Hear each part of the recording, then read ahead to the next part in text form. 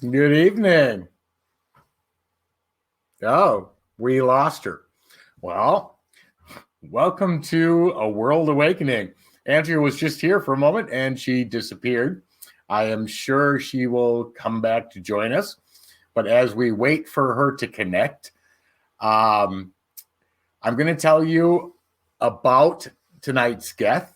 Tonight's guest is Nathan Withers, and she's back. There we go. Hi. Hi. Everything froze. I crashed. Which is always, a good sign to start the show that way. That's always great. Well, it's great to have you back. Yes. Thank you. And, thanks for jumping right in there. I mean, yeah, everything completely froze up. There was nothing moving. All the music was over. It was all over. And so I just hopped out and hopped back in because, technology. And if this crap can happen on, CNN and all the other major networks, then it can happen to us. I think it just happened. Can you hear me? Okay. No, you froze up for a minute, but you're back. Yes, I can hear you. Oh, here we go. It's going to be one of those. Yeah, everybody's telling me they're having all kinds of tech issues. I can't even get into my Facebook, but everybody else can. What's that about? It's just all very strange. Very strange. But anyway, yes. So you told everybody that we have Nathan Withers with us tonight? I started to. Okay, sorry. And then I hopped back in. No, it's fine. For those that don't know, Nathan Withers is an independent documentarian, and he's doing some very good work in the paranormal. And so, I think without further ado, we should just bring him in, Tony, and let's start peppering him with questions because he's got a wealth of knowledge and he brings a lot of good work and good faith to the field. All right, here he comes. How's it going? Hi, Nathan. Oh, welcome to A World Awakening. Sorry, it started out a little weird. Oh, you're good. It's just part of the game. Yeah, it is. It's just, I don't even know. And it could happen again. Who knows? All is not well in tech world. Oh, yeah. I blame Mercury retrograde, whether it's retrograde or not. I just blame it because most people don't know if it's retrograde or not. So solar activity. Yes, Liz, it could be that. It could be ET activity. But before, if I could take the prerogative before we do anything else, I would like to spend just a moment jumping all over the shoddy 11-page report that was just issued through the Department of Defense on what they have changed the name to, which is UAP, Unidentified Aerial Phenomenon. Right. It didn't take very long at all to generate this report. There were a lot of people who are considered the great brainiacs of the world working on this subject, and they were only allowed to look at stuff that had been declassified, nothing that was classified. So my attitude about that is, if anybody had asked my opinion, I would have told them, no, I could not participate in this because this for me is an all or nothing proposition. And either you show me everything that you've got, or I don't want to see any of it because it's already been whitewashed. It's already been downplayed. And if I hear weather balloon one more time in my life, I think my head will explode. And now we have drones. There are no drones that travel at thousands of miles an hour.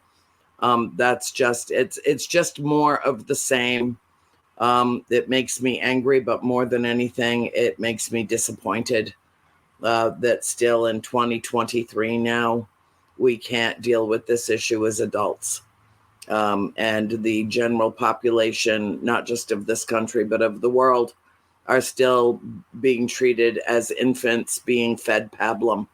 And so, yeah, it aggravates the living shit out of me. But other than that, I'm good. How are you? I'm doing great. How are you? Tell us how you really feel. Yeah. Oh God. I just don't think I'm ever going to stop being offended by this. That's okay. I'm just so offended by this. I mean, it's just, it is so disrespectful to people who know better and know that they are the lying liars who lie, and with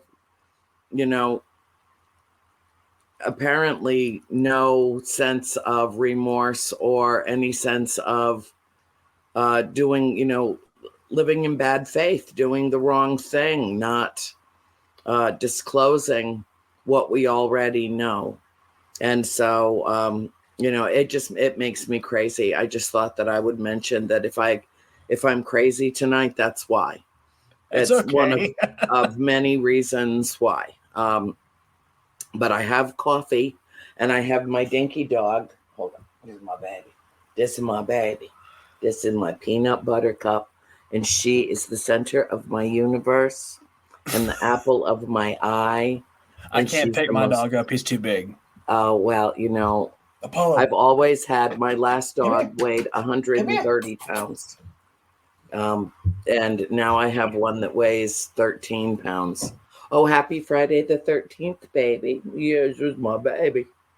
So, yes, this is my peanut butter cup, and she will lay right beside me while we do this show tonight and keep me company and keep me warm. It's very cold where I am, and I'm in Georgia, and it's cold in Georgia. But anyway, you and I had the pleasure of meeting in Arizona. Yes.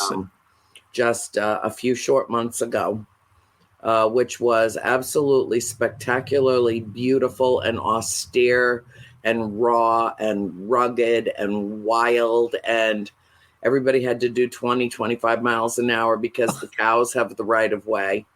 All the cows have the right of way wherever you are. If there's a cow, you better damn well step on the brakes. Right. Because the fine is unbearable if you hit one.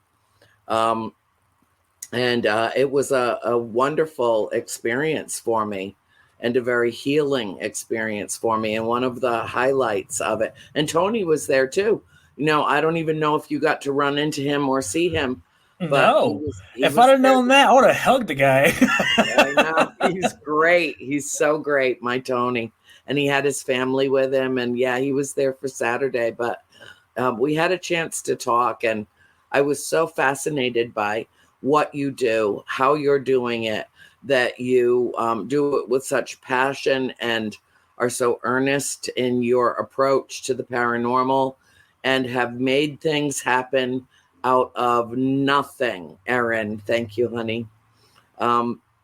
You just manifested your own destiny, which technically, based on the definition of the word weird, going back to the 1400s, I believe, makes you someone who is who lives outside the walls of the kingdom, who does your own thing, grows your own garden. It's kind of crazy you mentioned that because, where I grew up at in Lee Forest, Texas, it's a little bitty, like that big of a town.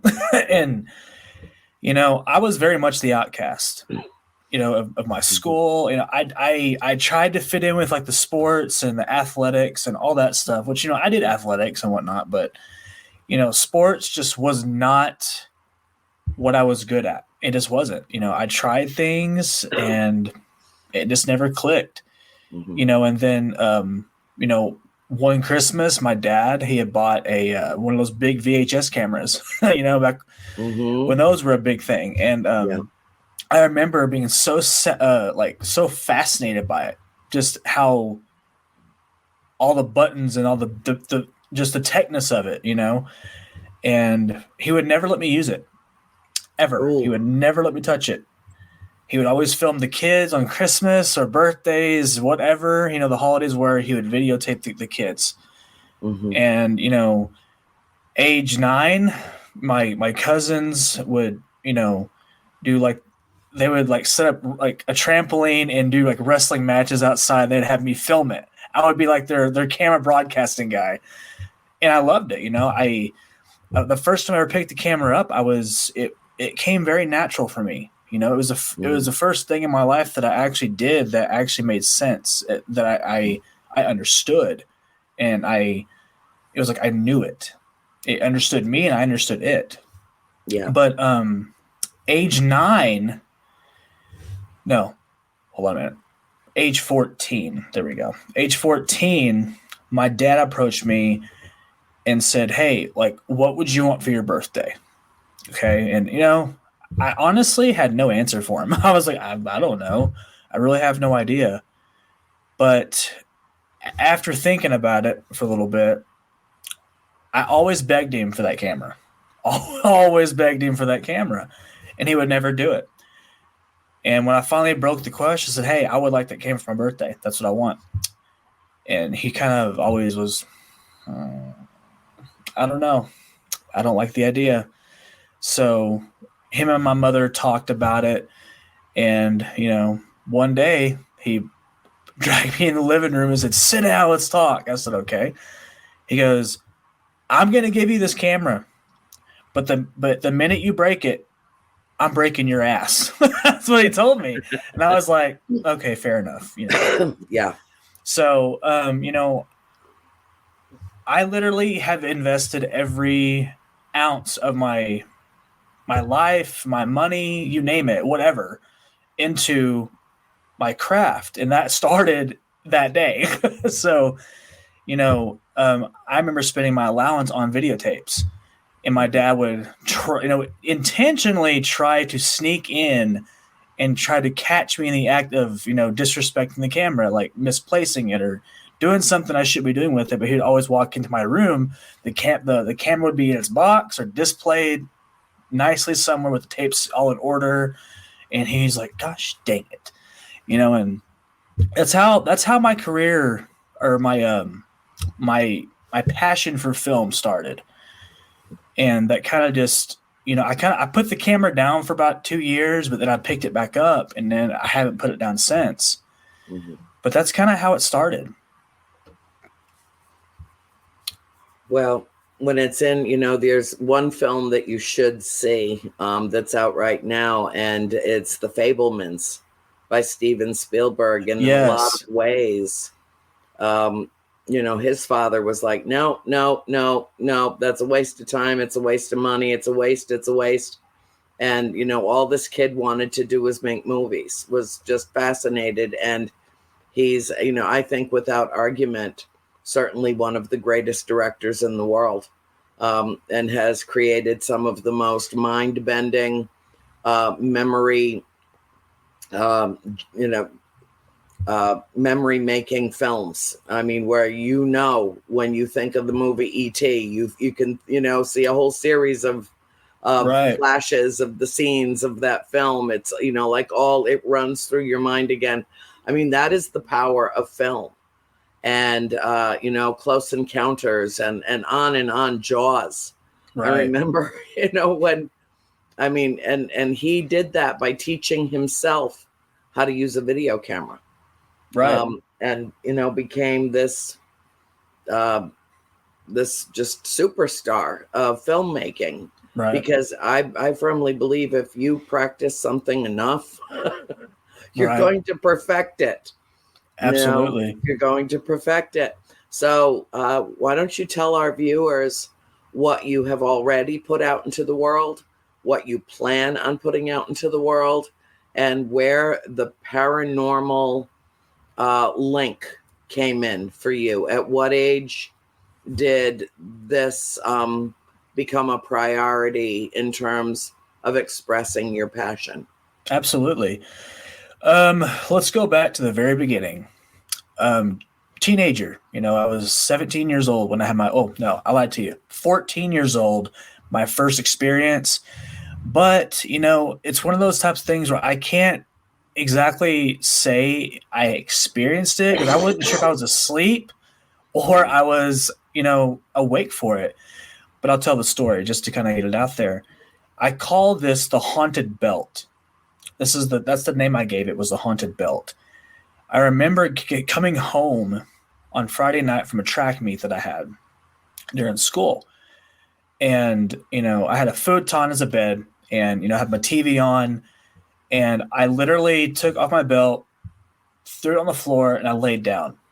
And I kind of laid on my side, where I could kind of see the TV at an angle and go to sleep or whatever. Well, as I was starting to drift off to sleep, I started hearing like this, like whirlwind, cyclone type of effect. And as I was kind of, open my eyes, things were blurry. So I couldn't really see straight or see clearly, but I could see this belt lifting off the floor and like twisting like this. And when it would get louder and louder and louder, and finally when I wiped my eyes to look, it dropped and everything was silent. And I kept thinking to myself, like, did I just see that, or was that a dream? I could never, decipher what that was. Mm-hmm. And I didn't think about it at the time, So, at age 17, me and a group of friends stayed at a house in my hometown of Lee Forest. And that's where, one of the most terrifying experiences that I ever faced as a child opened my door to the paranormal. It terrified a lot of my other friends that were there. You met, I think you met Scotty, the one that was with us at Vulture City. Yes. Mm-hmm. Yeah. He was a part of but we had that experience together. Wow. Okay. Yeah. So we go back way, we have a big history. So, a long story short with it, the experience at this house was very, what I would call demonic. It really was. It was a very demonic experience. The family would say that they would hear things at night. They would see shadow figures, all that kind of stuff. But, once I finally, asked the parents of my friends about it, they wouldn't really talk about it too much. They didn't want to give it any energy, which I understand that. I do. I understand that. Yeah, I do. I understand that a lot. But once, we were experiencing it for ourselves, it became more active. But then again, we were actually, go ahead. You might have been feeding it energy. I just could by have been being present in the house. Yeah. All those young men in the house at the same time. Yeah. I could have been feeding it, bringing it to the surface.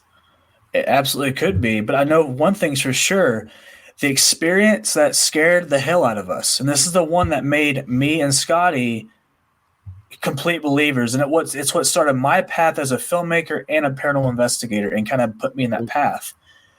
We were all, it was a big like king bed, and there was a cowboy hat on the dresser, and all of us friends were laying on this bed together. I think like 4 of us. And, we kept saying, if there is something here, can you knock at how many spirits are in the room? We were teenagers just asking dumb questions. And we could actually distinctly feel and hear. It was like someone was taking a baseball bat and like tapping under the mattress. And we could feel it like something was coming under the mattress. Mm-hmm. And it was getting more intense. The tapping would get louder and more intense. And then finally we said, okay, stop. Silent. Everything would be silent. So that wasn't really good enough for us. We wanted a distinct answer. Tapping wasn't really good enough. So we said, if you're actually here, there's a cowboy hat over here in the corner. If you're here, could you take that cowboy hat, throw it across the room? I'm not kidding when I tell you this. We watched this cowboy hat lift off this dresser, fly across the room, and it actually hung on one of our friend's feet. Like a cowboy just walked up and hung it. That's what I remember from it. And after that, I remember everyone freaked out. They jumped off the bed.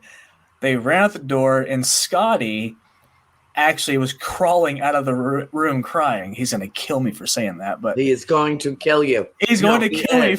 It's been nice knowing you, Nathan. Really. Yeah, I know. He is going to kill me, but it's the truth. And the thing is, Scotty had some really bad after effects and that I did not know about till just, I don't know, a couple of years ago. And when he told me about it, I said, we have to film this. Like, this is something that we have to, like, your story is so important to our story. Yeah. And, whether or not it makes an episode or anything, like, we need to film this and preserve this because this is a memory that is part of our history. Yeah. And so, that's kind of what got my start. And I was a part of a team called Buried Secrets Paranormal for, a good number of years. Amazing people. But, it just came a time to where it was time for me to turn my chapter of my journey and start my own thing. And I had this vision of a storytelling type of a show, and I wanted it to be different than anything I've ever seen on television. I've watched the storytelling shows to kind of get my own ideas, but I learned about okay, I've watched this one and I learned that this is what I don't want to do because this has already been done. Right. So I don't want to go that route. Well, you also, based on our discussion out west, I got the distinct impression that you don't want to duplicate anything that anyone has done, that you want a fresh, a new, a unique, and an authentic approach that is very personal to you. Oh, and yeah, that absolutely. Is the only way to be successful, not to rely on method and formula like Hollywood does. That's what they do. It has to follow a certain template in order for them to even, go into production on anything. And that's not been your approach at all. Mm-hmm. And I think that's why you're destined for great success in terms of being a filmmaker, because you have a very unique voice and your approach is different, and it's open to the possibility of failure. It's open to the possibility of, whatever comes. Right. And with you still have the eyes of a child. You have that wonder in your eyes, like, absolutely. Oh my, another WTF moment. I mean, it's like, it's what that is. Right. When you see something or experience something, and then when you capture something on film that's never been captured on film before, and you have begun your compilation of evidence, is when the real inspiration comes. Absolutely. That's my take on you for the time that we got to spend together. I thought, okay, this is someone who's going to really make a difference in this field. And you nailed it on the head there. Long term. Yeah, you nailed it on the head. And long term. Yeah, and I really do believe that. Your voice on film is an important contribution to the overall discourse. And what I want to do is, and I want everyone to encourage you, because you really have that creative streak in you that I don't think you even realize. Probably not. I saw it. I knew it. You have stories to tell, and you have more experiences to capture on film that will create more stories to tell. Definitely. I will touch base on the development of the series, because that is probably one of the most inspiring moments and life-changing experiences in my chapter.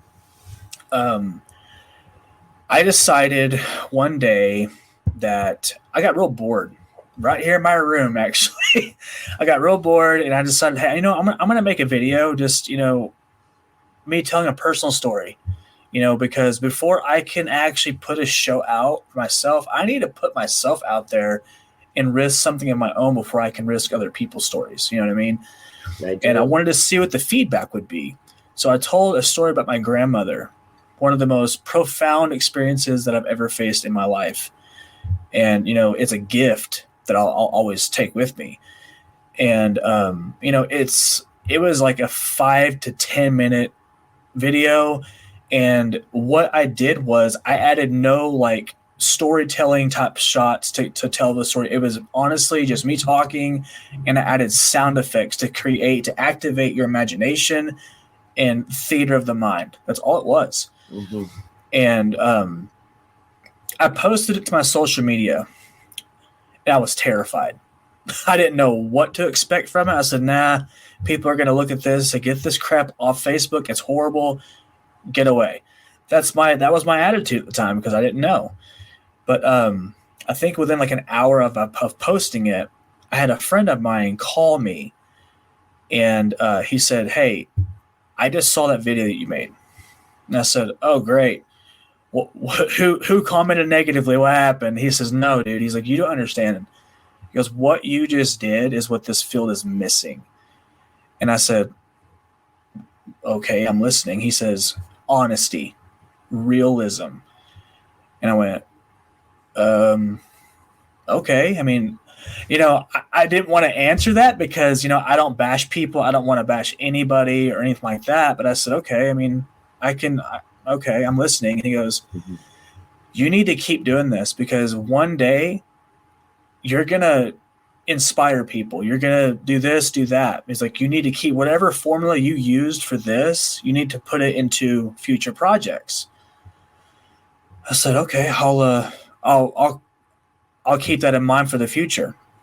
So, you know, weeks go by or days go by, and people all over the country are reaching out about telling their experiences due to that video.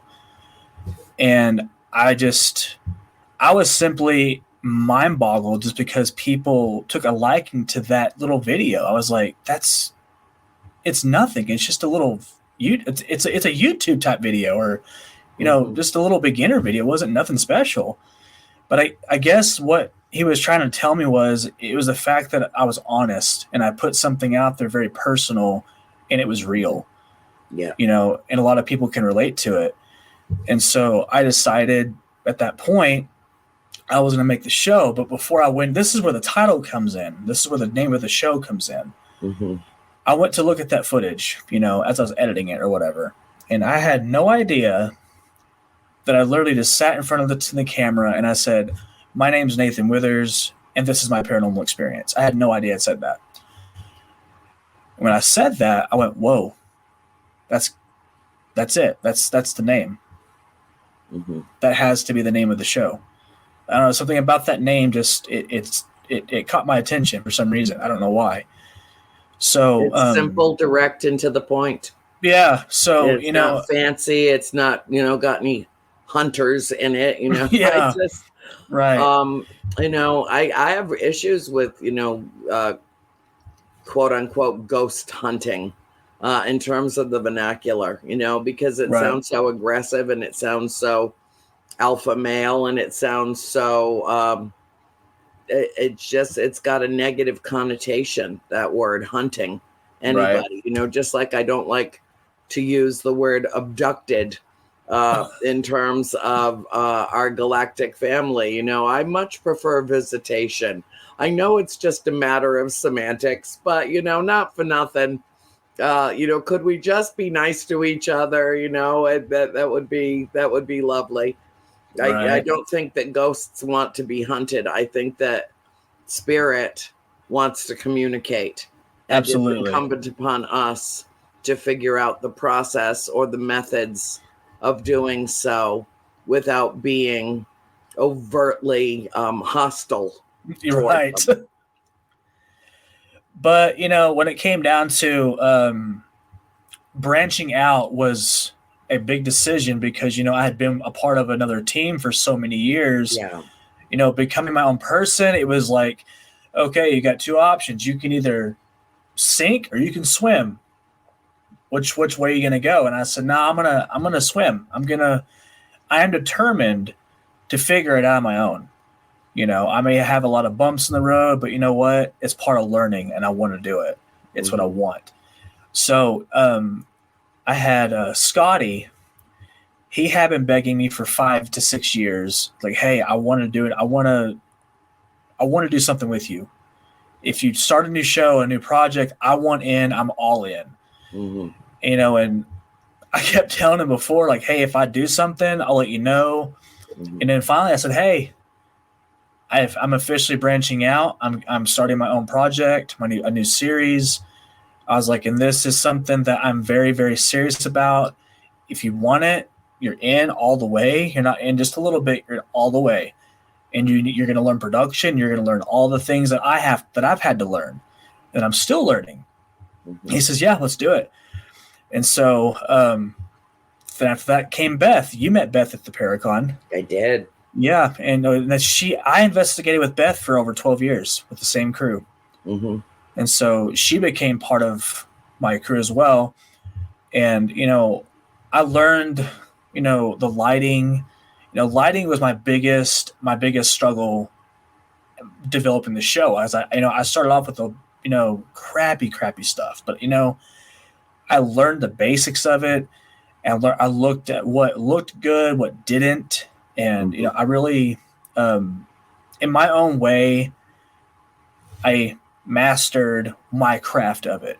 And heck, there's still things that I look at and go, "Oh my gosh, why did I ever film that? Like, why did I ever do that? It looks horrible." Oh, that angle didn't work. Yeah, that was horrible. That was awful. Yeah. But I've had a lot of mentors too that have taught me so many things.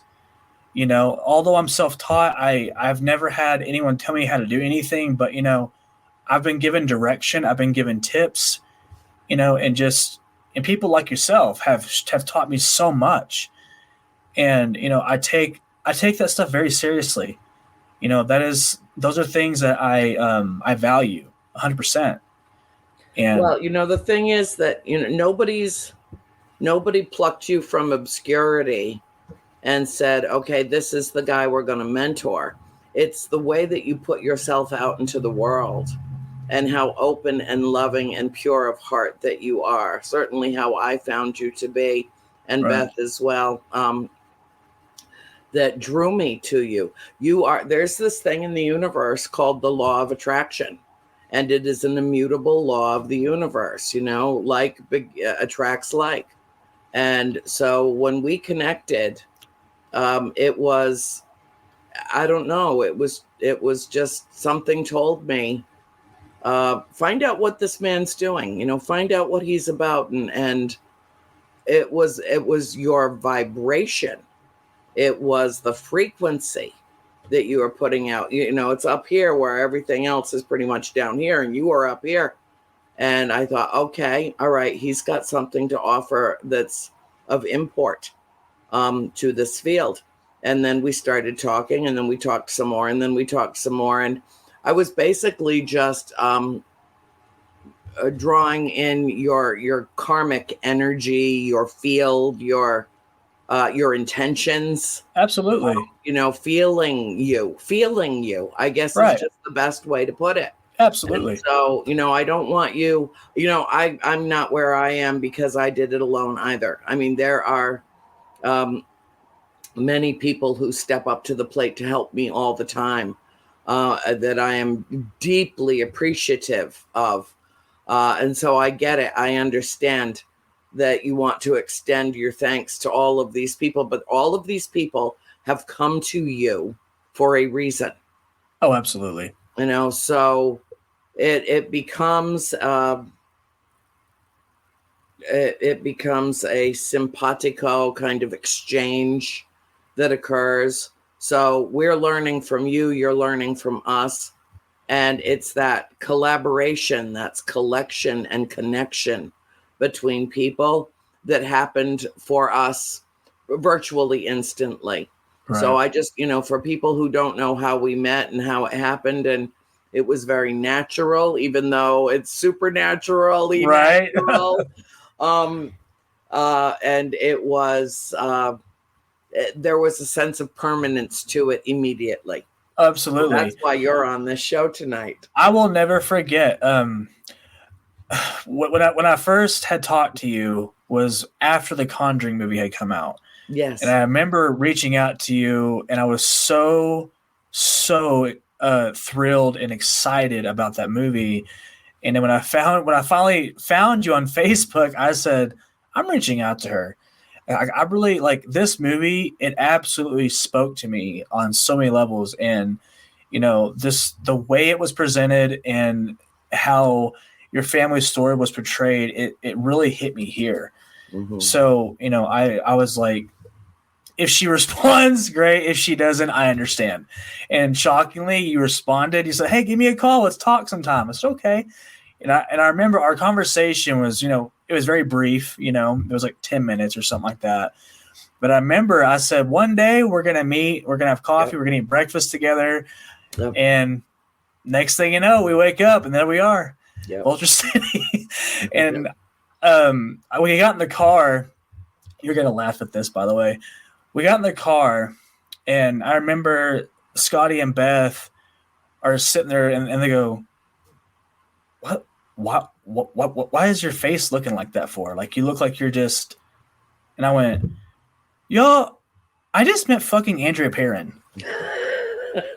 Like, this is not real." Like, and they're like, "What?" I said, "I just met fucking Andrea Perrin. And y'all are like..." That's all I could do. And they all just started laughing. And they're like, "Are you fangirling?" I said, "Maybe. I don't know. I can't even process this right now." But, it was one of the best experience, one of the biggest highlights that I honestly will tell you that I've had in my career. Because, I've had a lot of... Sweet. No, that seriously. Very sweet. I am so... You have to admit, though, I don't know how I have this reputation, but you have to admit that I'm one of the most disarming people that you have ever encountered. I don't have any airs to put on. I'm too busy just breathing it to try to stay alive. It's right. I'm a perfectly normal paranormal person. Definitely. And, yeah. I'll never forget, though, because we were sitting at that table in that hotel. We were all eating breakfast, and I was literally taking a drink of my coffee. I went, "Oh, shit, it's Andrea." And they're like, "Go talk to her." I said, "No." I said, "Dude, she just woke up. I'm not talking to her right now." She's going to think, "Dude, I just woke up. Get away from me." So, yeah, I literally spit my drink out. Like, whoa. Yeah, this is surreal. So, but no, it was... The Paracon was absolutely phenomenal. I had planned on making like a short little highlight video of everything, but I was so sucked into networking and just meeting and experiencing everyone there. That was my main goal. And just everyone took us in with open arms, and it was our very first Paracon. I knew nothing. God, no kidding! I did not know that. Oh yeah, no. You told me that, but I didn't know that. That's great. No, yeah, it was so positive.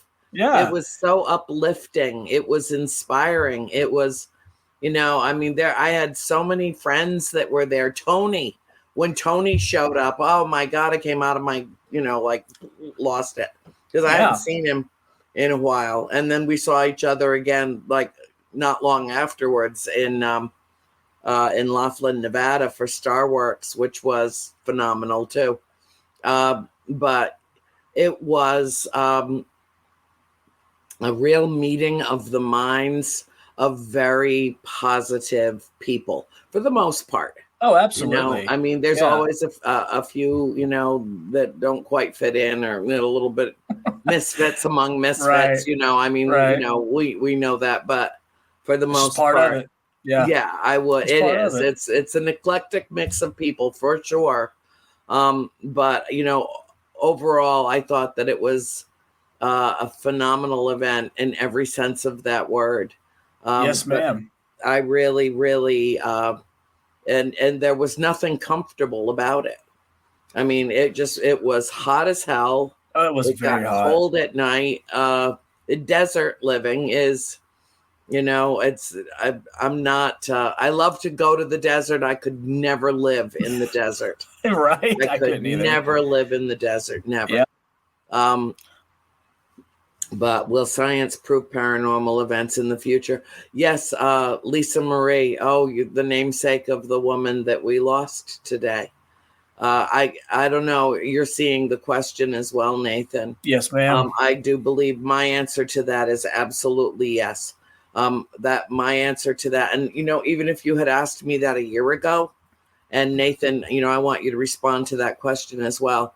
If you had asked me that even, a year or two ago, I don't know if I would have the same answer as I just did. But because of what I have seen happening in the field in recently, within the last year or so, I have seen direct contact with spirit being made with two individuals who I know very well, which is Cody Ray Despian and Satori Hawes, Jason Hawes' daughter. And they have been gifted, I believe, with a direct connection with spirit that manifests in a way I've never seen before.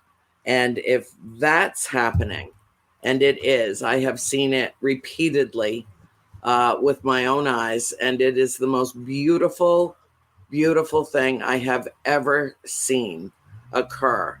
They are the future.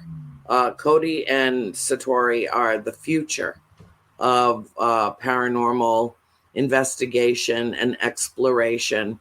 And there must be some scientific explanation for how they do what they do, and how so many of us have been able to communicate with spirit. I believe wholeheartedly in science, and I think that magic is science we don't understand. I think that everything is math and science. The universal languages. It's what connects us to the galactic family. Yes. And so, yes, my answer to that is yes, that I am very hopeful about the future. And I can envision a time where anyone will be free to connect with any loved one who has passed. And I think that ultimately that will bring a whole different comfort level to humankind in a way that will be enlightening and rewarding, because then we will know, everyone will know what some of us are privileged to know, which is there is something beyond our mortal existence, and in some way, shape, or form, we go on into another realm, retaining our characteristics, our personality, our consciousness. And that, to me, is the most fascinating element of everything that we experience and that we study and research. Definitely. Absolutely. Let's see. Oh, Aaron Bush. Nathan, do you have a location that feels like home that you go back to? That you go back to time and time again? Yeah. I used to have one. And I'll talk about that. It's called Panhandle Inn. And it's, here in the Texas Panhandle, one of the most mind-blowing locations that I think I've ever investigated, and the best evidence that I've ever seen in my life. Basically what happened was, back in 2019 or whatever it was, our crew, the crew that I was with before, we were given access back in because we were locked. We were actually kicked out for a number of years. I was actually filming an episode there one day with the other crew, and we were told to leave. And long story short, I went to a board meeting because they were planning to tear it down, and I stood up and said, "No, I don't believe in that." If you're gonna tear it down, let us have one more time, because that's a historical landmark, number one, and it should be preserved. And they made me write out a big request and a bunch of documentation about what we're going to do and all this stuff. Mm-hmm. And everyone was for it but one person, so that one person prevented it from happening for 2 years. But 2019, I was given a phone call about, hey, you've been granted permission, unlimited permission in the location for a certain period of time. And I said, okay, that's fine. So what ended up happening was I said, hey, this is what I want to do. I want to do something that we've never done before. I want to do a full lockdown. I want us to actually film for 24 straight hours. I'll film. I'll do all the interviews. You name it. I'll do all of it. But I want us to all padlock ourselves inside location and sleep overnight.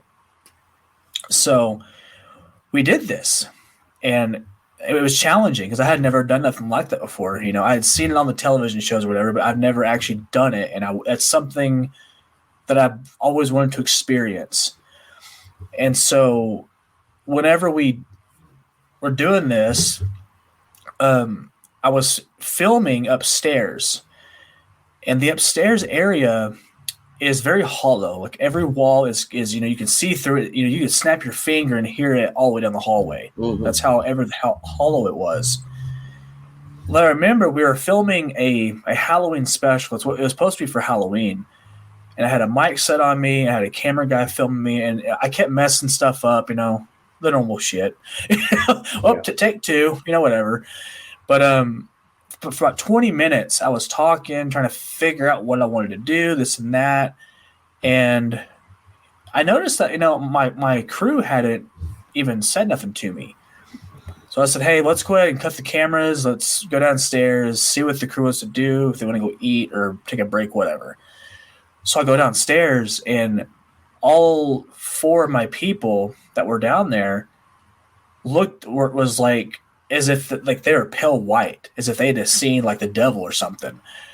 And I said, what? And they said, where in the hell have you been? And I went, I've been upstairs. They go, we've been calling you for 20 minutes. And I went, I haven't heard a thing. Not a single peep. I haven't heard anything. So I was curious because they were telling me that it felt like they were in a soundproof box. Mm-hmm. That's what it was like. Yeah, you know what I mean? My family calls it the bubble. Yeah. Right, yeah. So once they told me what they had experienced and what they were feeling, I said, I need to go over the video footage and just see if maybe they did scream. I just didn't hear it. I don't know. So when I got home, I actually uploaded the footage, and my mic was very sensitive. It could hear anything.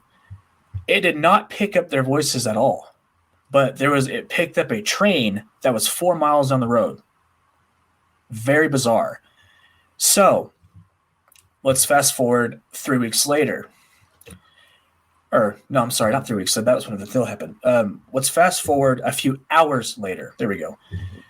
I had told the team, I said, hey, I want you to take this camera.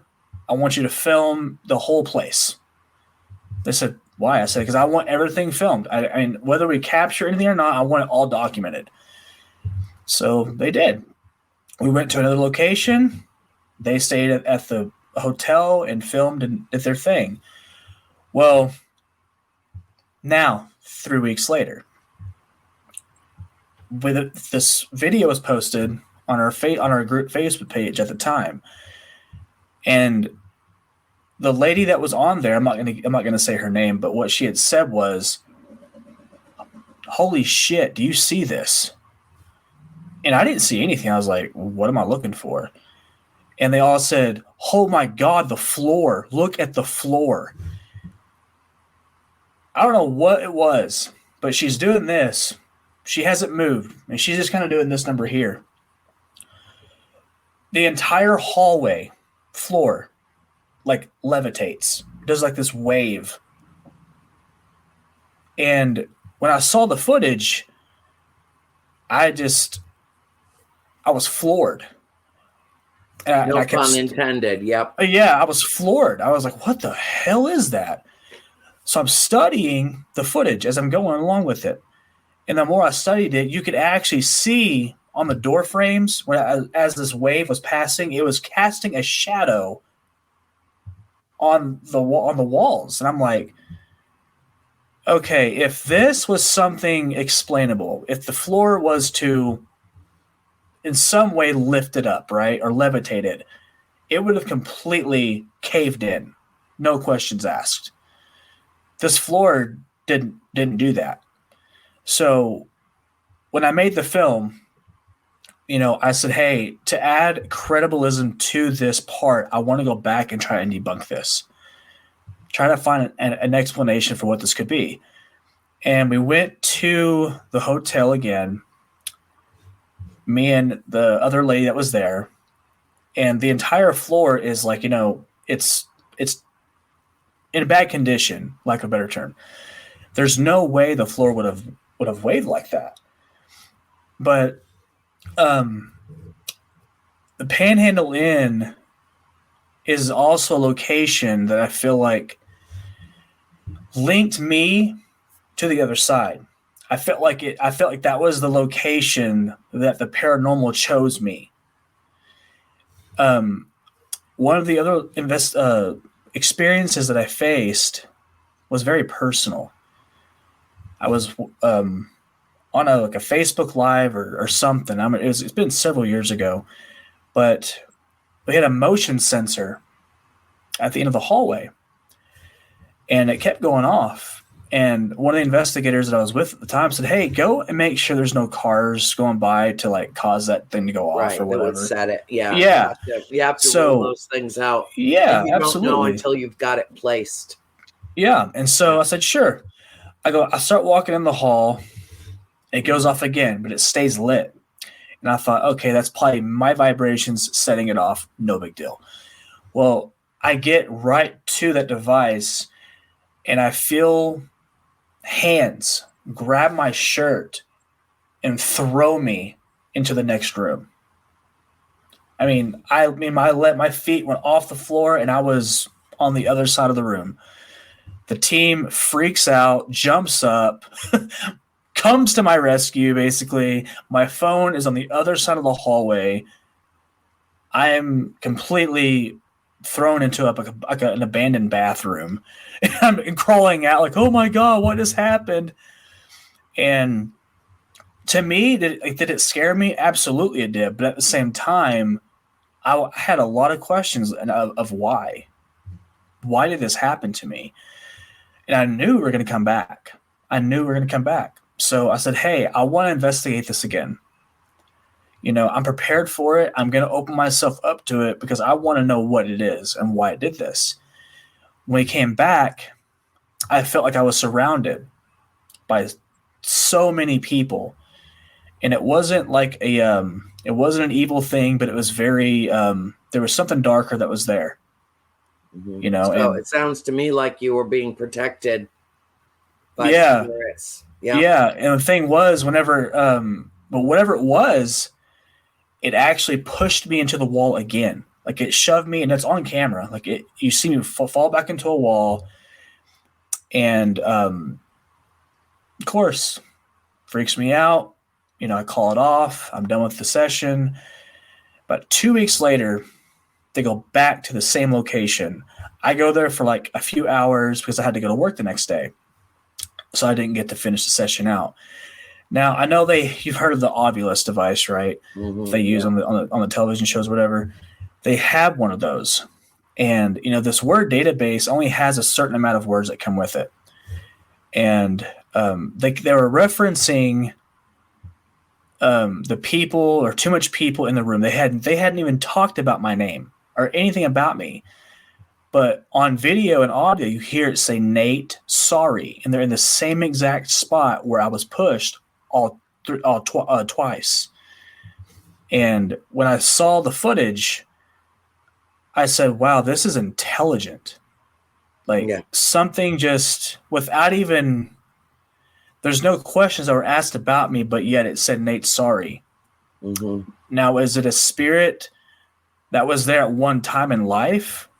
that is apologizing for what another darker spirit might have done to me, I don't know.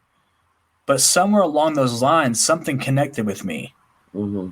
and I felt like in that moment I was linked to the paranormal in some way. And that sounds weird, linked, but that's what comes to me.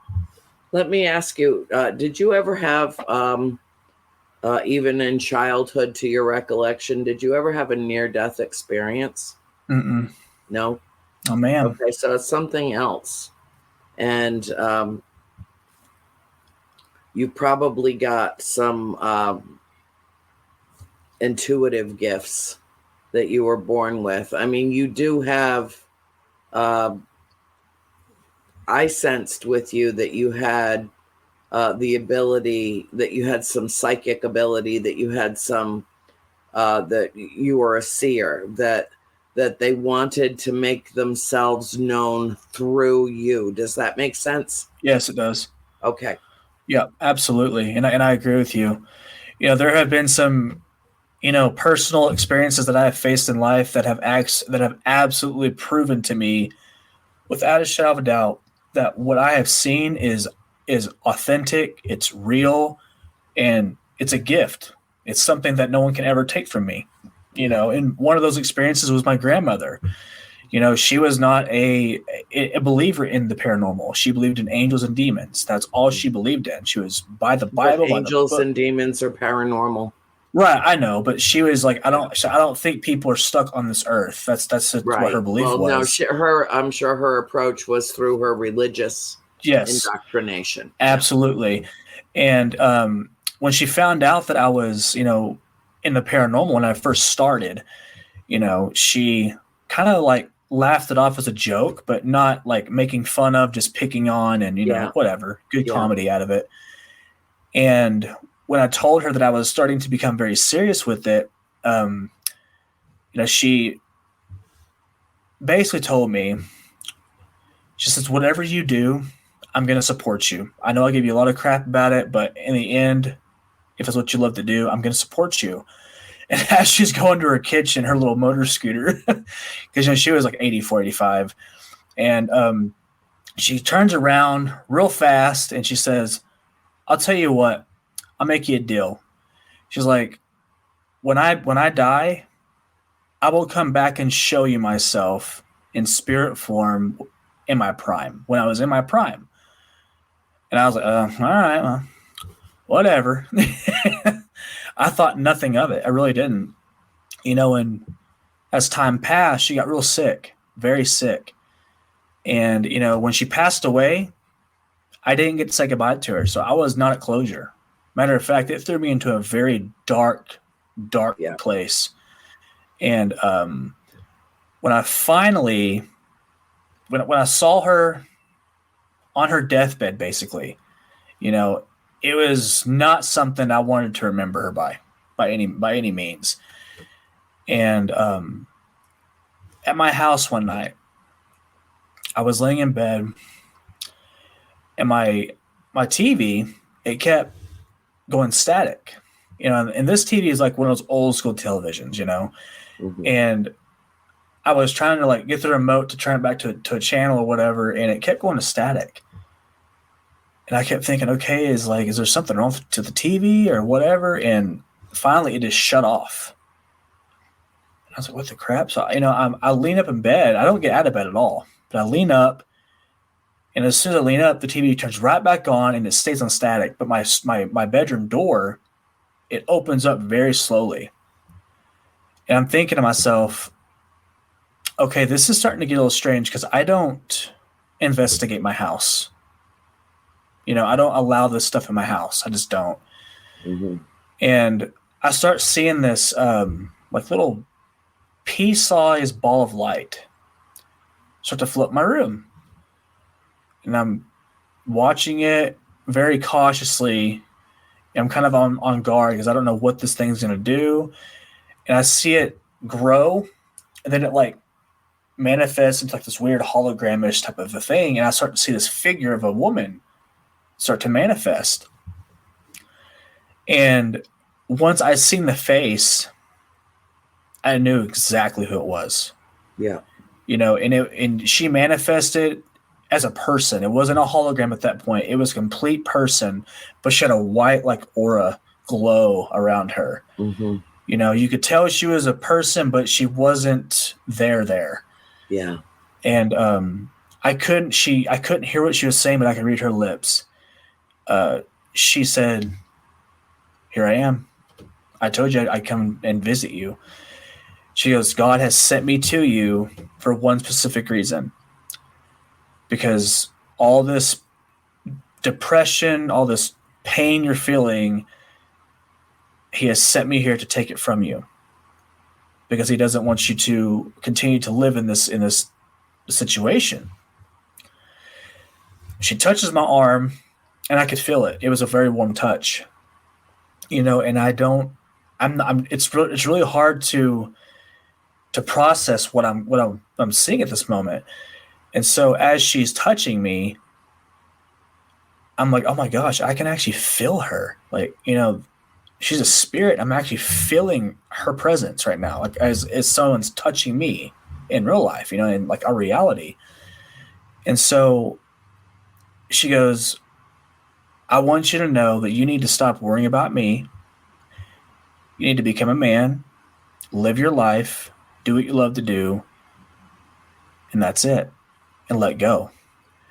She's like, "Whenever I leave here, I'm going to snap my finger, and all this stuff you're feeling, I'm taking it with me, and you're not going to feel it no more." So she leaned over, kissed me on the forehead. Matter of fact, the moist from her lips was there, and that's what got me. I was like, "How did I feel that? Yeah. How did I feel that?" Well, it's a physical manifestation. Yeah, it was so insane. It's insane. I know. And so when she does that, she walks over to my door. She puts her hand up like this, and she's smiling, and she's okay. "I'm fixing to do it." And I said, "Okay, I'm waiting on you." She says, "I love you. When I'm around, I promise you'll know it." Mm. Snapped her finger. She was gone. And it was like 1,000,000 pounds had just, like, everything just came back to me, Mm-hmm. And so, that my grandmother is very much a protector of mine. I feel like she's your guardian angel. Oh, absolutely. Yeah. I'd say it's pretty safe to say that. Yeah. Yeah. It was pretty wild. So, whenever I go on investigations and anything that's like remotely dark or negative, or I feel anything weird, I know she's there. Mm-hmm. She may not be in the room, but she's around, and she's, watching out to see like, okay, what's going on, So, I mean, yeah, so I can totally see like where you're coming from there.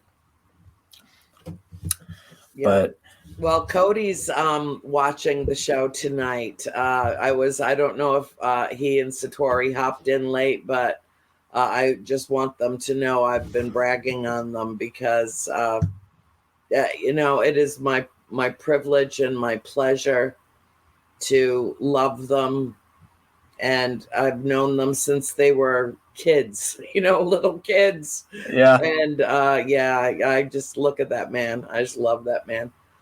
They've got their finger on the pulse of something that has not been done before in this field. That's good. And I mean, so it, to me, I don't know, it gives me a level of hope I never thought that I would attain, when telling our story, when daring to tell our story, which is literally in some ways unbelievable. I'm like, if I hadn't lived it, I can't tell you for certain that I would believe our story if I heard it from someone else about their family. Absolutely. So I totally get it. But to have witnessed what Cody and Satori are capable of doing, and the thing that's most inspiring to me about it is that it is based in pure love. It is their conduits. They are an open channel for from which spirit can speak through them. and honestly, I never thought that I would live to see anything like it. And so it makes me, I love you too, sweetheart. You kiss that girl of yours for me, because she's mine too. You have to share her. I mean, I feel like they're my kids. I do, Melissa. I did. Well, I kind of did, except, you know, I don't have to feed them. You know, it's so great. They have, like, you know, they're making their own way in the world, you know. But yeah, I've kind of adopted them. We just haven't done it formally on paper. But yeah, I mean, I've known them since they were, how my mother would say, knee high to a grasshopper. So they're precious. But I want to know, and the thing that is the most pressing for me is not only to be in their presence as frequently as possible, to watch this progression occur, particularly around the farm, in terms of more information coming out about the spirits who still live there, for lack of a better word. I want to see if what they do can be duplicated. If it can be duplicated, and if it can be, then you know, how would we go about that? Right. You know, what test, what you know, how to pair people up to be able to open up that frequency. You know, because I believe that, and none of us know for sure. You'd be the first one to admit none of us know. That's why we do research. That's why we conduct study in a field that is still considered pseudoscience. However, all existing accepted science was once considered pseudoscience until we came to understand the parameters of it. So that said, I want to see if what they do can be duplicated, and if it can be, what methodology and would it have to do with the pairing of the principal conduits? Yeah. Like, you know, Cody, that's why I asked you earlier, Cody, you know, had a near-death experience. Yes, I agree, Cody. There have to be more out there. I mean, Cody basically died and was brought back. Satori is as pure of heart and innocent as any human being I have ever encountered. Now, would you have to duplicate? Is that part of it? You know, because he's already been to the other side, and it's about love. It's about love, and that, if anybody ever asks me, you know, what my feelings about the spirits at the farmhouse are, I immediately volunteer. I love them, even the cranky ones. Just merely because they exist. I've heard you say it before. Yeah, you know, just because they exist. I don't even need to know it. It does not satisfy any desire in me necessarily to need to know who they were. That they still are is all that really matters to me, and everything else is just the icing on the cake. Right. No, so but anyway, yeah. Shout out to Cody and Satori. No, and that's the thing. You're doing the same thing. You're just doing it in a different way, Nathan. For you to have shared your personal encounter with your grandmother, who clearly, obviously meant and means, present tense, means so much to you, that she did in afterlife what she promised to do in life. And the way that she did it, and the burden that she lifted from you, that was a healing. That was a visitation from spirit and a healing. But you were open to it. And yes, I was. It was, you know, and that's the thing. So many people, you know, so many people are afraid of encountering spirit. Yeah. That when they do, no matter what the intention of the spirit, they freak out, usually abandon the effort that they initiated and run for the hills. Right. And it takes a certain amount of personal courage to overcome your fears about anything unknown to you, and to delve in with an open heart and an open mind. And I think that you exemplify both of those, for lack of a better word, skills. It's part of your skill set with what you do.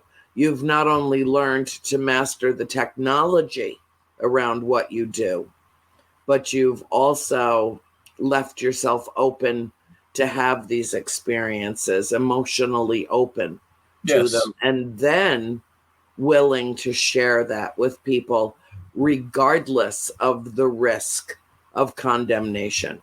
Right. Absolutely. Whenever the series first officially, launched last year, I had hired a copywriter to write the storyline for my series. I had sent her, a big, massive text message and whatnot, kind of in my own words. And she just restructured it and that kind of stuff. And because I wanted everything to be factual, completely factual. But what was so mind-blowing to me is, it took me nearly a whole year, not 2 years, to actually film the entire series before I could even edit anything. But I spent an entire year filming people's experiences. Mm-hmm. And some of those people didn't even make full episodes. It was just the stories that were so phenomenal and so groundbreaking to me. And some of them I had no idea had even had an experience or even believed in the paranormal. Some of them have been so shut off to that word. And then when they saw, what I was doing, something sparked an interest in their mind, and they wanted to tell a story. And so in the first episode, you see a lot of featured people, brief clips of people talking about what they've experienced and this and that. And that's what this is about. That's why it's called My Paranormal Experience, because I've actually recorded you on a Zoom call, and it's a very personal thing, not just for me, but it's, I wanted to create an outlet for other people, everyday people, to be able to come forward and actually express the feelings that don't seem real. Mm-hmm. Because there's so many people out there that are just purely and simply not heard. And they're never going to be heard unless someone takes the time to listen to them. Mm-hmm. And that's, I feel like, God put me in that path. Yeah. The first documentary that actually, in my opinion, made our show what it is today, it's called The Gateway Between Worlds. And before it was even a documentary, me and my wife were driving to San Antonio for our vacation. And one of my stories was in San Antonio at the Manger Hotel. Mm-hmm. And I was going out there to stay for a night to experience the location for myself so I could know what I'm going to talk about, this and that. And a friend of mine had texted me and said, "Hey, are you busy?" I said, "No, what's going on?" He said, "My mom wants to talk to you." He goes, "I told her that you're an investigator, but that's it. I wanted to see what she's going to tell you." So, okay, that's fine. We'll be back in a couple of days. So when we got back home, they invited us over for a big, family get together. So I walked outside and I met this woman for the first time. And this was the most, there he is. There's Apollo. There he is. Hello, Apollo. He's a big boy. But when I met her, her energy was something that I had never in my entire life have felt before. The only way that I can even remotely describe what it was like with her was the movie The Matrix, when Neo meets Morpheus for the first time. Yeah. Very, very intense energy, and she sat there for probably 15 minutes just staring at me, reading me, trying to study me. Mm-hmm. And I'll never forget what she said, what she told me. She had said, "You're one of a kind." And I said, "What do you mean?" She's like, "You're here for a reason." And I said, "I'm listening, you know. What reason is that?" She goes, "You fear that God is judging you or is going to take you out of the paranormal because you're in it. You fear that." And I went, "Yeah, I've been fearful of that." So she goes, "You're fearful that he's not going to like it and you're going to be completely just outed of that field." And she was like, "But what you don't understand is he's telling me he's put you there. You're there because he's put you there. And he has a mission for you." And I went, "Okay. I mean, I'm listening." She goes, "He has put you in my path because he's telling me to tell you, you are putting this series together to show the world that these things do exist. He wants you to do his work by creating all these incredible things that you're doing with the show." She says, "But," she goes, "did you know that there's a gate in this town that's a portal between heaven and earth? And when you go to this gate and you approach it, you will experience it." And I said, "Well, what gate?" She's like, "You've been to it." And I went, "No, I haven't." And she says, "No, you've been to it." She says, "As a matter of fact, your wife has taken your picture there a couple of times." I had never met this woman in my entire life. And I'm like, what? And so I walked up to my wife and I said, "Hey, did you ever take my picture at a gate?"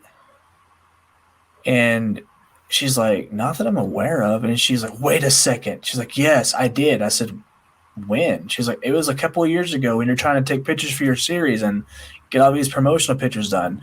She pulled up this picture and I'm standing in front of this like structured like gate. You know, it's a very unique, bizarre metal type of gate that just is in the middle of downtown Pampa, Texas, and it's the smallest thing in the world. But when I saw it, I said, "This is the gate she's talking about?" She says, "Yeah, that's the one." And I showed the picture, and she's like, "Yep, that's the gate. I told you you've been there." And I'm like, how in the hell did she know about this? You know? And so she goes, "I know you're going to go to that gate. I know you are. But mark my word, when you get to that gate, it's going to greet you." My wife's like, "Let me guess. You're going to go." I said, "Oh, yeah. Tomorrow. I'm going tomorrow." You know? So what I did was I grabbed a little camera, a little spirit box. You know, it wasn't nothing special. Pulled up to location, and I thought I would be there for maybe 5 minutes. Nothing would happen. I'd leave. Well, I turned it. I was so skeptical. Turned on the camera, laid it on the curb, had a little microphone on me, had a spirit box. I walked up to that gate. I'm not kidding. The first thing that came through is, "Hey." And I went, not good enough yet, you know? So I kept going. And I was asking very specific questions. And each of those questions had a direct response to those questions. And it hit it right on the head. And so I thought, wow, like, this is very bizarre. This is a very weird location, and it's so small, and I'm getting all this intelligent responses, you know? And so I sent the footage and all the data to my crew, and even they went, "Okay, this is unique. This is very unique." And I had a friend of mine, Scotty, he says, "Hey, I think we need to go film this place." He's like, "I think this right here will not only make our show what it will be in the future, but it's never been discovered. This is a place that no one has ever heard of before. And it's things like that people want to see." Mm-hmm. I said, "Okay, let's give it a try." So every investigation, we filmed this for 4 months. This investigation, production took place for 4 months. And, every investigation got more intense each time, more intelligent, more groundbreaking. The information that, Vanessa had told us. Vanessa's the one that originated the story. When she had told us everything that would happen, it did, and more. And so, 3 months later, the documentary was edited, and, I was terrified. I didn't know how it was going to respond, how the film would do. And, when it was released, it shocked a lot of people. It became a big hit, I guess the word. It's hard to explain the words for it, but it became a popular item for a while. Mhm. A lot of people to this day where I live at are like, "Hey, man, I went to that gate. It's creepy." And people are trying. Yeah, it's like, "Hey, man, yeah, yeah." Oh, So, yeah, that vortex portal it you was told us about. Yeah, crazy. And and I know after the film aired, we had a lot of people reach out and say, "Hey, like that was a good documentary. Would y'all consider making a sequel?" And I was like, "Yeah, why not?" I mean, we had no intentions of going back to it, but absolutely. If fans want it, let's do it. Let's see what we can help them out with, right? So we actually decided, instead of just trying to do all the theatrical stuff, we wanted to simply go as raw and as rugged as we possibly could. We wanted to get in the car, drive to location, and just go and see what happens. Mhm. And that's exactly how we approached the sequel. And so when we did that, the investigation became probably the most intense that I've ever done, which is now titled The Gatekeeper, because every gate has a gatekeeper. And I'll never forget the responses. I'm not going to give it away because I want people to watch it or whatever, but whenever we got the responses, it actually connects to Vanessa's interview that I did not realize was in there until I went back and looked at the footage. There were some things that she had mentioned that I had never even found. And so whenever making the sequel to it, I thought, wow, this was incredible. And not only did we make a sequel, but we also were able to help her close out her story and her experience, Mhm. because that experience, it traumatized her for a long time. She went in 1997 or 98. She asked God to show her where a spiritual gate was, because she was asked to do a spiritual mapping of the town. And she was asking God to show her where this gate was, or a portal was. And she was driving downtown and her eye caught it. Mhm. And when she went, it was a, dark and rainy, stormy night, right? That's what it was. And she said that she felt the most bizarre energy coming off this gate. And she said she put a, red paint on her thumb, walked over to this gate where this lock was at. She wiped this paint on the locks, signifying the blood of Christ. She grabbed it, and she said when she grabbed the gate, it was like someone walked up to her and grabbed her by the arm, like this. And she said, if you ever shake someone's hand and they do the whole who's tougher, who can squeeze the hardest? Yeah. She's like, that's what it was like. And she goes, I was not afraid of it. I told us, you're not going to hurt my friends. You're not going to hurt my family. And I'm going to stand here until you let go. And at that point, she felt whatever it was lift off of her hand, and she left. And from that point on, she was terrified of it. But the gatekeeper actually was like a therapeutic thing. It really helped her out. Mhm. We brought her to closure with everything. And, the topic that's in the documentary, she really looked into it more. And she said, wow, I had never heard of that before. Now that you mention it, I understand it more. And I understand what these things could be. She's like, I don't necessarily feel like now it's an evil thing. I feel like it can be a plethora of things. Mhm. So the documentary is basically what, made the show what it is today. and it's by far a film that I will forever cherish. It's something that, I hope everyone that watches it has a positive experience with. Mm-hmm. How can And people find it, Nathan? I'm sure everybody watching this is, interested and wants to see what you've produced here.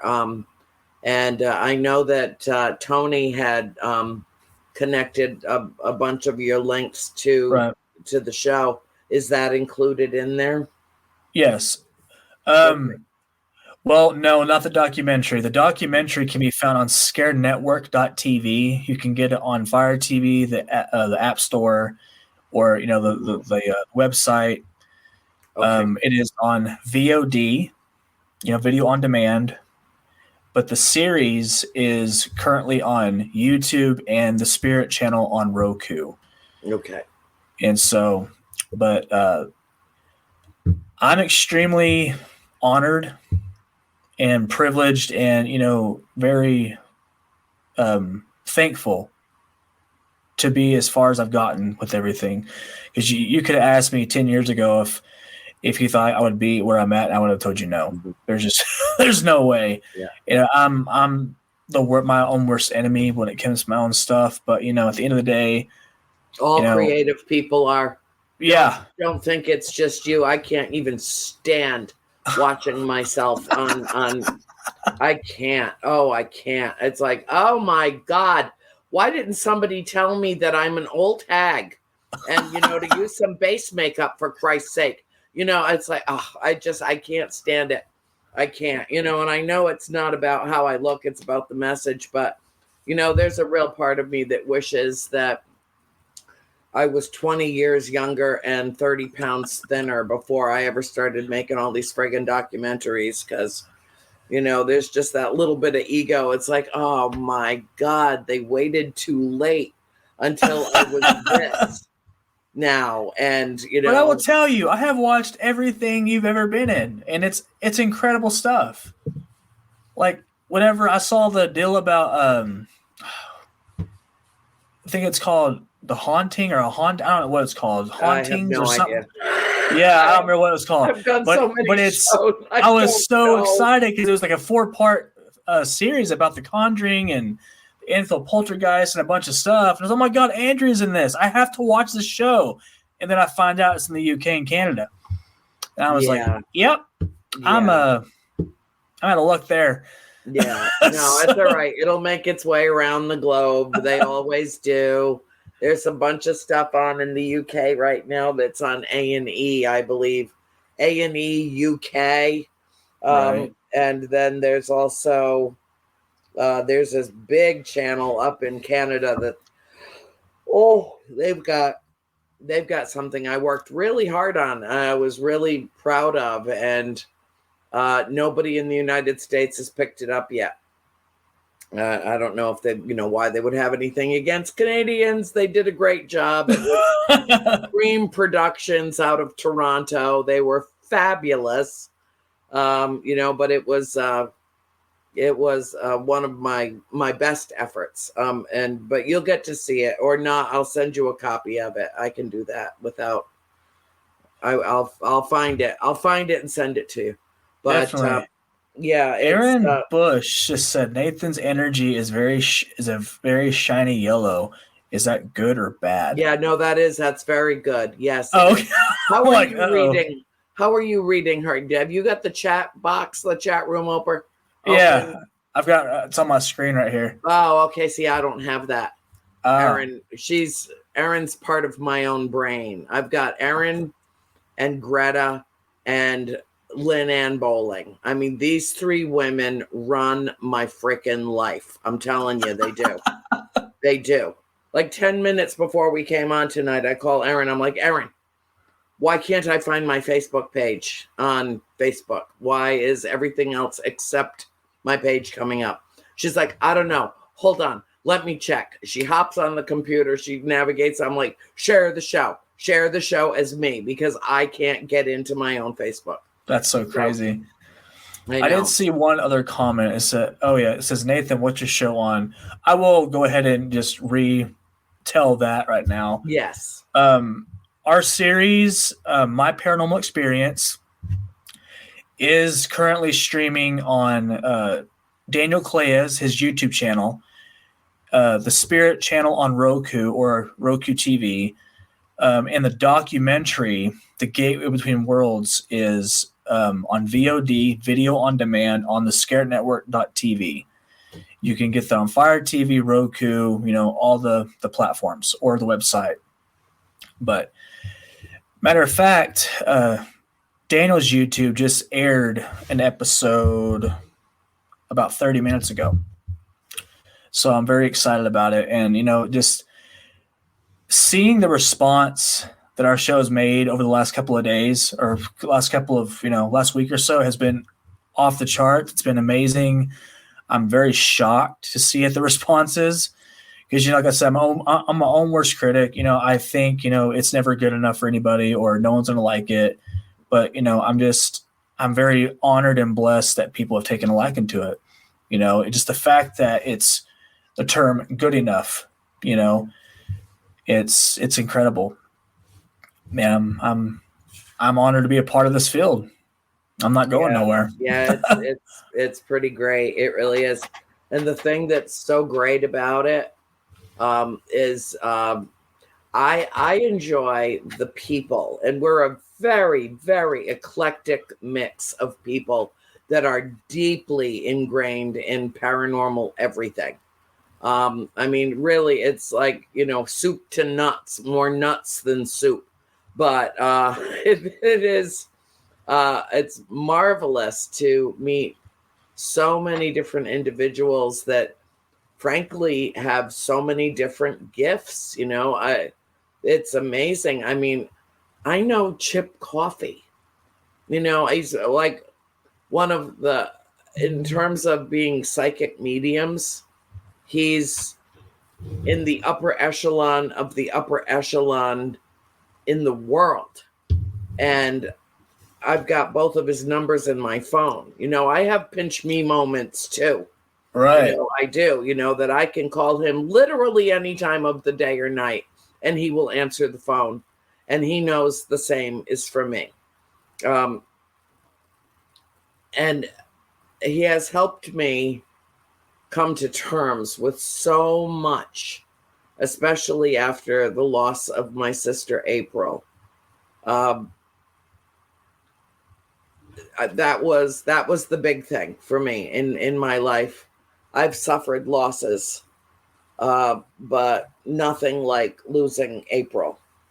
That was in 2017. My baby sister passed away, and Chip was right there for me from, the very, he was there practically from the moment that I discovered that she had passed away at the carousel at the United Terminal at LAX. Right. When I got off the airplane and found out that my sister had died. And I would love to meet Chip. I've heard so many good things about Chip. I would love to meet him, even talk to him. He's an amazing, amazing human being, and is so gifted. But he knows how to control his gift. I don't. Right. He knows how to. He can turn it off like a light switch for his own self-preservation, because he, has openly admitted otherwise they'd be knocking at his back door all the time, time. And he would never be able to rest his mind or have any kind of a normal life. And, so that's one of the things that we have to be mindful of, jumping into this field with both feet. I didn't. Right. I tiptoed in.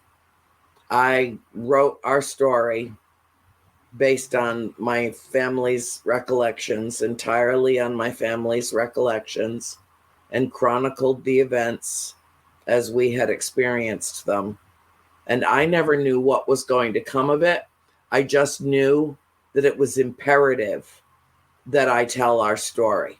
And Absolutely. It suddenly became imperative. I think you understand what I'm saying. It's like all of a sudden telling that story mattered more than anything else in the world. Yep. And so you've been there. You know how it feels. Making movies is more important to you. Making paranormal movies is more important to you than anything else in the world. And so it's not an avocation, even though you do it part-time. It is your full-time compulsion, for lack of a better word. Right. I get you. But, it's incredible. All the support that I've been shown through, the locals that live here, and just, people being, what's the word I'm looking for? Willing to take a chance with me. Yeah. You know what I mean? Because, when I first started off, I was like, man, I'm never going to meet the bigger people, the people that have connections, that know things, and that can teach me, and, that are willing to take that opportunity to, invest a little bit in me, or whatever the word is for it. And when I have met those people, it's an opportunity, and I look at it as a blessing. Because I see, like this year, my word for the year is inspire, and the reason I say that is because I have, these last few years, I have been inspired by so many people that I look up to, including yourself, and I want to take that, and I want to be, I want people that watch the content we create to have a positive experience with it, to enjoy it, to binge watch it, to connect with it on levels they haven't on anything else. And I want to be a positive influence on younger filmmakers, on younger people that are wanting to pursue this, or the paranormal film, whatever it is they're wanting to do. I want to be a positive influence, and to me, being humble and, connecting with the fans and the people, that's so important to me. Well, don't you feel, though, that doors have opened to you with relative ease?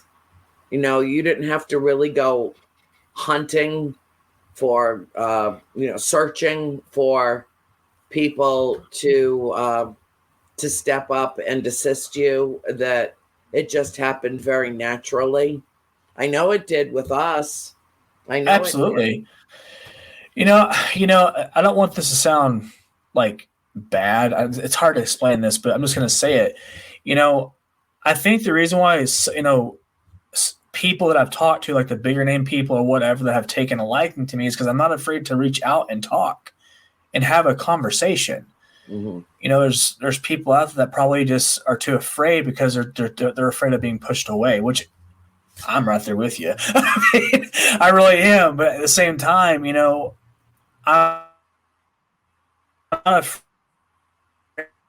conversation to pick their mind and just be people and talk, because that's how you learn. It's how you build relationships. That's how you build connections. So that's part of why I do it, because I guess I'm not afraid, if that's the point I'm making. And so that's why, like with you, when I met you, we clicked right away. So the Ray Chasers, when they were down there, we hung out with the Ray Chasers the entire time. Like, after you had left, we were with the Ray Chasers the entire night. We all went and drank and hung out. So it was cool, because I'm uninhibited enough. I do not need any help to express myself. Right. Let me hop in with Tony for a couple of moments and see if he's got some comments or some questions that you want to share from our. Well, Nathan, you can see what people are saying. I cannot, but I'm sure that they're fascinated with the content. And Tony, have you received any questions that were particularly pertinent?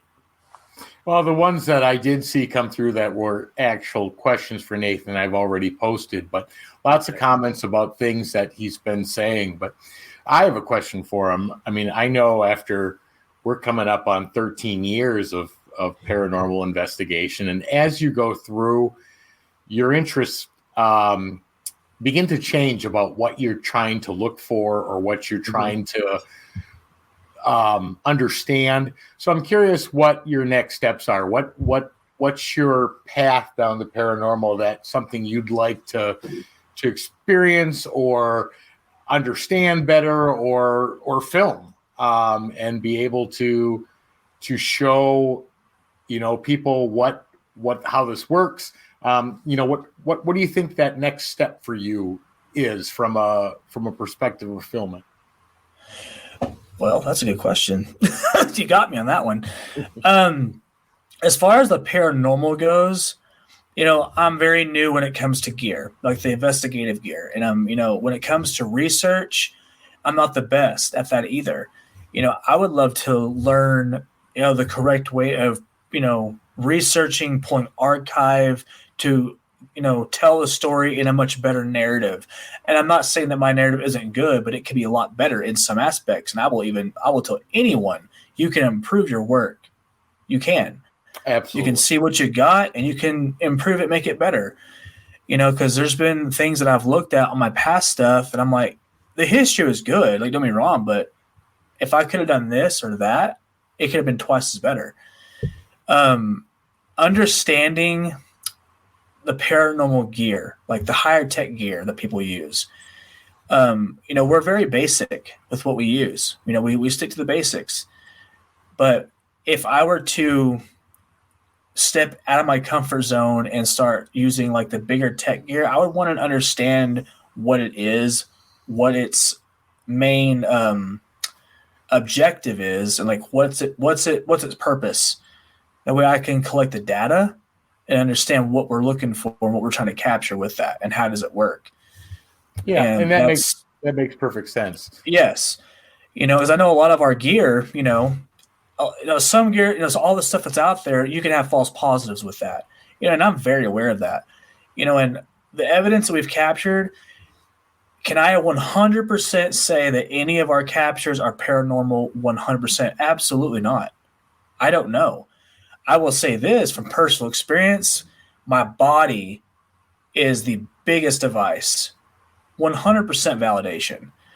Yeah. And with the responses that we have got from our spirit boxes, stuff like that, I mean, to me, that's validation for me. And things, and as far as like the filmmaking goes, I have really just, continued to just learn, try new things with editing, try new things with the cameras. Like, matter of fact, just bought a new camera not long ago. So I'm really branching out with my gear. And, I'm trying to, quality is everything for me. If I'm going to film an interview or whatever I'm doing, I want it to look great. I want it to be flawless in every way possible. I will want, the bigger networks to look at and say, okay, cool. If this is something that we could use on the bigger networks, I would want my quality to be the equivalent of an actual like TV production show. So, I mean, as far as learning the film, I would love to step out of my comfort zone down the road and learn about the major television productions, because what I do is independent. I'm not on like the bigger like Travel Channel or, I don't know a thing about that, but I would love to learn those things. I'm all about learning it. So, as I know there's a big difference. And totally understand. And just knowing that how people are when they, start climbing that ladder of success from the bottom rung all the way through the middle, your mind always searches for, hey, what's that next step? What's that next goal for me? So great answer though, but I was just curious. I see a couple of questions in the chat. So here's one from Michelle. And she wants to know if she should do EVP alone or is it better with someone more experienced from a teaching aspect? I don't think it matters. Honestly, I mean, if that's a hard one, because I mean, you can have someone show you like the basics of how an EVP works, right? And they leave you to it. That's cool.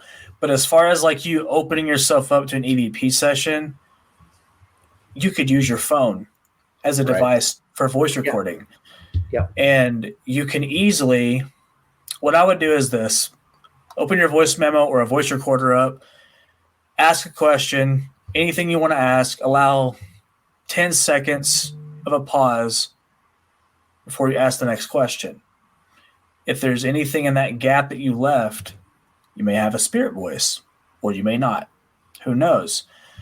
But I don't think it matters. I really don't. I think it's just all about you getting out there and doing it.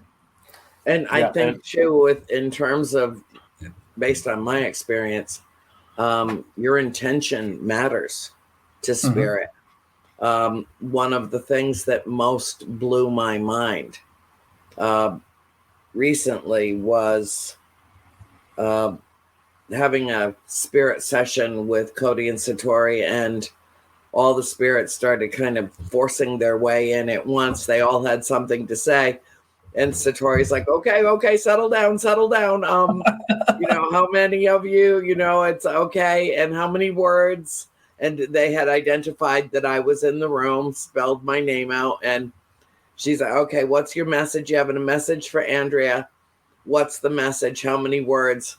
There were 4 raps in the ether. I mean, just you can't even identify the source of the tapping. And it was 4 words, and they spelled out, "We miss your family." Oh, wow. And I was like, I mean, you could have knocked me over with a feather. It took my breath away, because I instantly knew when I heard those words that it was because of our respect for them, because of the way that we treated them. We never treated them shabbily. My mother, once she understood that we lived in a quote unquote haunted house, made it very clear to us as children that we were to always be kind and respectful, that it was their house first, and that we are the intruders to them.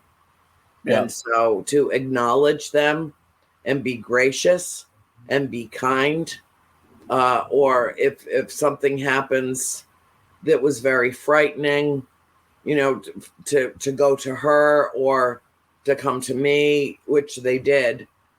But she made it clear to us early on that it was our intention that mattered most, that we comport ourselves appropriately, properly, in terms of our action and engagement with spirit.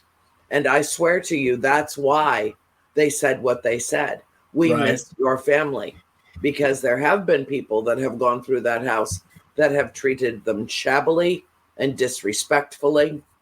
Yeah. And that I have no tolerance for that. Absolutely no tolerance for that. One of the first things I learned as a human being was to have respect for the dead. Yes, ma'am.